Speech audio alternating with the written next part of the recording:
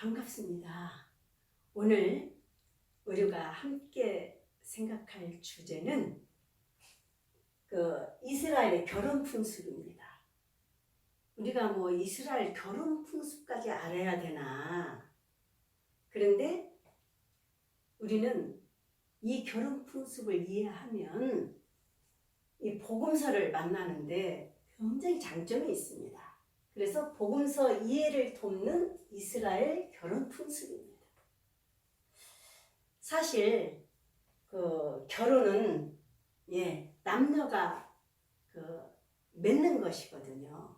참 한자도 표현을 잘하는 것 같습니다. 같은 날 결합한다. 이게 아주 인간의 많은 일들이 있습니다. 사건과 일, 그게 우리가 시공간에서 살아가는 거죠.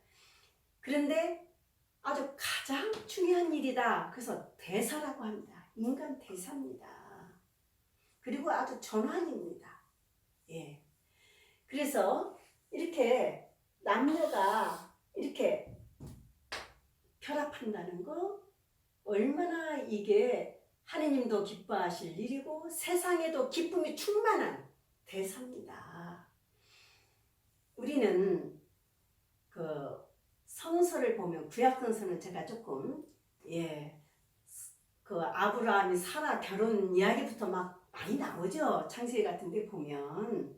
그리고 그 다음에 그의 아들 이삭의 아내감을 골라오고 막 그런 이야기 많이 있는데, 저는 우선 내복음서를 이해하기 위한 거기다 초점을 맞춰서 이 결혼 풍습을 좀 간단히 말씀드릴까 합니다.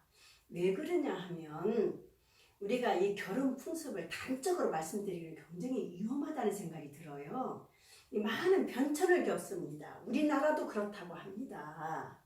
근데 아주 조금 축약해서 내복음서에 이렇게 결혼 얘기가 상당히 나오거든요.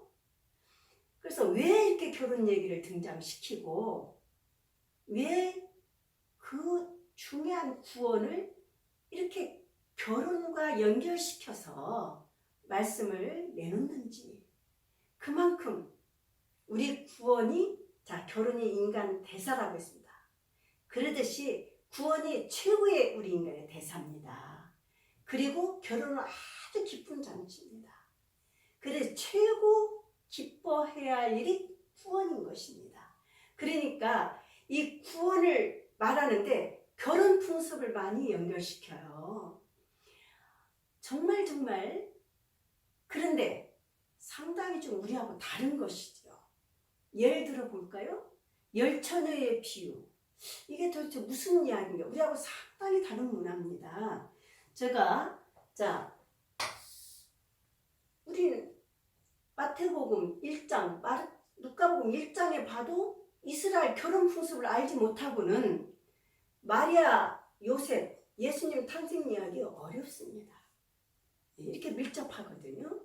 그래서 보십시오. 우리는 이 결혼 전에 약혼이라는 것이 있는데 이 약혼이 굉장히 다른 거예요. 우리는 이것을 정식 부부로 치지 않습니다. 어느 정도로 약속을 했을 뿐이지 이게 법적으로 부부로 생각은 안 하거든요. 근데 이스라엘은 정식 부부입니다. 같이 살지 않으면서. 그래서 이것을 좀 달리 표현을 해서 정혼이다, 이런 표현을 쓰거든요. 이게 좀 더 정확하겠죠. 그러니까 근 1년 남짓 신랑은 신랑 집에, 신부는 신부 집에 있는 거예요. 떨어져 사는 것입니다. 그런데 이때 법을 어기면, 예를 들면 간음을 범했다, 그러면 법적인 책임을 지는 거예요. 그게 지금 걸려든 게 우리 마리아 성모님입니다. 살기 전에 아이가 잉태됐다고 합니다. 벌써 이 결혼 풍습 없이는 이해가 어렵겠지요. 그러니까 지금 그렇게 되면 좀 곤란해졌습니다. 이렇게 되면 굉장히 간음죄에 걸려서 사실은 죽이게 돼 있죠. 그런데 요셉은 특별히 착하고 의로워서 조용히 파혼하려고 했다. 이 말도 사실은 그렇게 요셉이 율법 이렇게 정당한 행위는 아니에요. 율법대로 하면 처벌을 해야 됩니다. 그래서 의롭다고 율법 지키는 거였거든요. 예수님 시대에. 그래서 어떤 면에 있어서는 약간 비껴가는 그런 의미도 느끼게 되는데요. 이렇게 그래서 자 우선 복음에서 이 결혼 풍습을 가져오는 것은 자 반복합니다. 우리 인간의 최고의 기쁨 뭐냐? 하느님한테 구원받는 것입니다. 하느님을 뵙는 것입니다. 자 그래서 여러분들이 자 가나 혼인잔치 자 요한복음 2장에 그 나자렛에서 조금 떨어진 가나 지역에서 혼인잔치 얘기를 해요. 이것도 예수님으로 인해서 구원이 충만하다는 것을 얘기하려고 하거든요. 그 정결 예식에 쓰는 물이 다 비어있다. 얼마나 맥풀린 종교입니까? 근데 예수님은 물을 가득가득 채우고 그걸 포도주로 만들어서 결혼을 아주 풍성하게 막 기쁘게 모든 사람들을 기쁘게 해주는 거예요. 예수님이 와서 그게 가능했다는 것입니다. 그것도 아주 구원하고 밀접하지요. 혼인잔치의 비유. 하느님이 얼마나 우리 인간의 구원을 위해서 황소를 잡고 우리를 초대하는 말씀입니다. 여러분들이 마태복음 22장을 보십시오. 그 다음 이제 마르코복음 10장에 가면 혼인과 이혼이 있어요. 근데 이제 이혼 쪽에 조금 무게가 더 가지면 혼인과 관계된 말입니다. 거기에서도 하느님이 개입된 혼인. 그래서 신명기 24장 1절의 그 율법에 따라서 좀 눈에 벗어난 짓을 하면 이혼 증서를 써주고 내보낼 수 있다. 여자를. 근데 예수님은 아니다. 하느님의 창조 계획에 따라 남녀가 결합해야 한다. 그러면서 아주 놀라운 남녀 결합을 얘기하거든요. 자, 그런데 우선 제가 쭉 설명을 드렸습니다. 아주 막 기쁨과 흥취와 최고의 기쁨? 우리 결혼잔치를 세상에 말하듯이 하느님의 구원을 어떻게 인간의 삶과 연결시킬까? 가까이 느낄 수 있을까? 자, 결혼을 혼인으로 얘기를 하더라. 자, 열처녀의 비유도 그렇습니다. 자, 이런 거를 보면 도대체 이스라엘 결혼이 풍습이 어떻길래 좀 간단히 보겠습니다.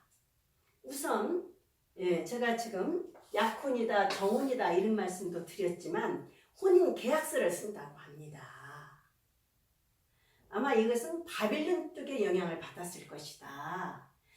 자, 함무라비 법전에서는 결혼 계약서가 없는 결혼은 무효로 쳤다는 제가 글을 읽은 적이 있거든요. 어쨌든지 간에 자, 이스라엘도 결혼 계약을 하고요. 파로는 무섭게 쳤습니다. 예를 들면 간음 같은 거. 자, 그러면 이들은 이제 결혼은 약혼, 이제 정혼을 하고 따로따로 삽니다. 근 1년 남짓을. 그러면 연령대는 자, 랍비들이 이렇게 그 기준을 설정했다네요. 자, 처녀는 12살, 총각은 13살. 이렇게 연령 기준을 제시했다고 합니다. 그러니까 우리가 결혼했다 하면 아마 12세, 13세 됐겠구니 이렇게 짐작해도 되는 거죠. 이것도 우리가 상식적으로 조금 참고를 하고요. 그럼 1년 남짓 떨어져 살면 이제 중요한 것은 이제 우리 그 복음서의 구원의 기쁨을 여기서 느껴야 될 것 같아요. 왜 결혼을 끌어들였는지. 그러면 이제 드디어 신랑이 신부를 맞이할 날, 이게 가장 중요한 것입니다. 지금 이렇게 뭐 떨어져 살고 어쩌고 저쩌고 이런 게 있는데, 그러면 신랑은 아주 막 자기를 잘 가꾸고 막 관을 쓰고 친구들하고 막 노래 부르고 이런 것이 예를 들면 아가입니다. 우리 구약성서의 사랑의 노래. 이렇게 막 노래를 부르고 막 북을 치고 친구들하고 이제 신부집에 오는 거예요. 자, 열처녀의 비유 한번 생각해 보십시오. 그러면 어째요? 이 신부 측의 입장에서는 신부 친구들하고 신랑과 신랑 친구들을 맞이하는 거예요.